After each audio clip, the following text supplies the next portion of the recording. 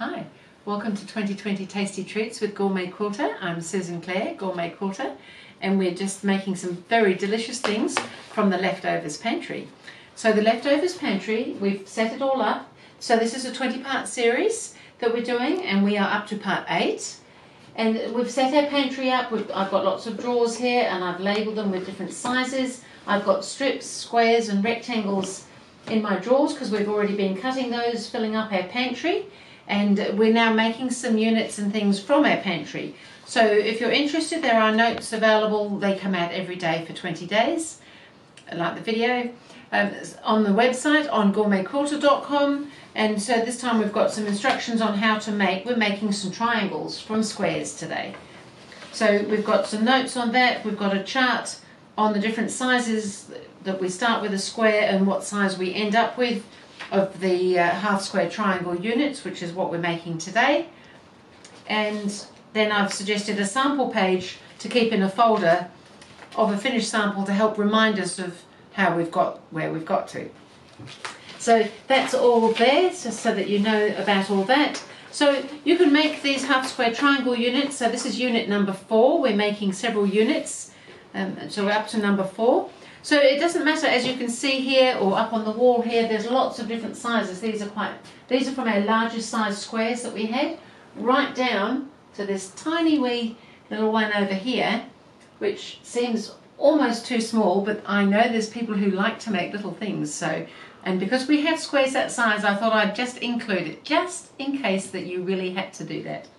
And why wouldn't you? I have made some. Look, they are just so cute. They will end up being very small, sewn into something, but maybe that's what we want to do sometimes. So what we need to do is start off, and I'm going to work on something larger for the sake of being able to see it, is 2 squares. So 2 squares will yield 2 half square triangle units. So we're going to start off by placing the right sides together, and if one of them is lighter than the other, we want to rule a line or mark a line somehow right through the diagonal from point to point. So I just mark it with a pencil. That's going to end up being a cutting line.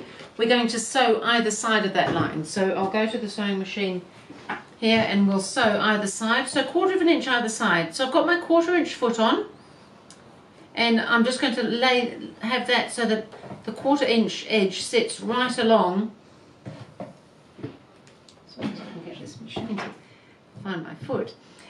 So that sits right along that drawn line, so that we're sewing 1/4 of an inch away from the line, and we're going to go down both sides. So we'll just do this.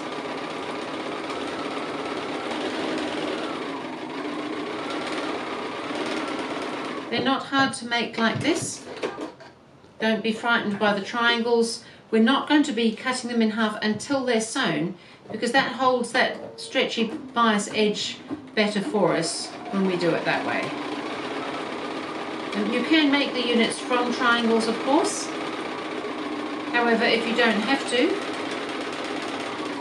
they seem to hold together better this way, if we can do it this way and then cut them apart. So because on the diagonal here is a stretchy edge, so if it's kind of all held in a square, it doesn't seem to stretch as much as it might if it was on its own. So I've sewn either side. I'm going to cut right along that centre line. Now, our squares that we're using are just marginally larger than they would absolutely have to be if we were cutting to do something super exact. You really, strictly speaking, need 3/8 of an inch to be able to make this diagonal seam, like for the points to be a little bit extended and things. But if we were going to only cut them 3/8 of an inch, there's a couple of things about that I find tricky. One is cutting things at 3/8 or 7/8 or things like that, and also you'd have to be super accurate with your sewing. So what we're going to do is just trim them, and it's only a little whisker that gets trimmed off, and it does seem to take a little bit more time than if we didn't have to do that. However, we end up with a much better result because we've done that. So I've got 2 of these units now. We've got some little bits. I've just pressed the seam one way if there's a darker fabric to the darker fabric. And then I would suggest that we just trim those up. So a square ruler most often has got a diagonal line marking on it. So if you've got one, especially if it's got little increments along it, that will help you a lot. So we're going to place that diagonal line right along the diagonal sewing line, and we're going to fit that in. So as I said, it's only a small amount to trim, really just a little whisker, and it may not be absolutely straight. And this gives you a little hint of how it would be if you'd cut everything exactly the right size to start with.